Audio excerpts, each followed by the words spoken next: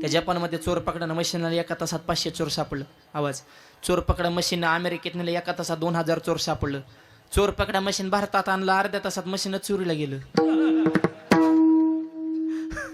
चोर तर गावानं मशीनच नेलं नुसत्या बड्याच. भारतात बूट पॉलिश कराय माणूस आहे, माणूस बुटाला पॉलिश करतो. इंग्लंडमध्ये बूट पॉलिशला मशीन आहे, जायचं आणि मशीनीत पाय ठेवायचा, त्या मशीनमध्ये प्लॅस्टिकच्या हातात बूट पॉलिश करतो. तेव्हा हात आज जातो, तो पाय काढायचा, दुसरा पाय ठेवायचा, मशीनमधून दुसरा हात येतो, बूट पॉलिश करतो. दुसरा आल्याला हात तुमचा पाय दाबून धरतो. काढ पैसे. पंगत आहे का? कुणी यान फुकट खाऊन जा. काढ पैसे.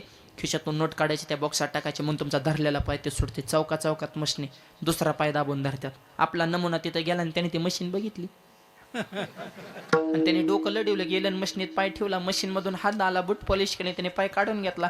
एका मशीने एकाच पायाला पॉलिश केली, दुसऱ्या मशीने दुसऱ्या पायाला केली. फुकट.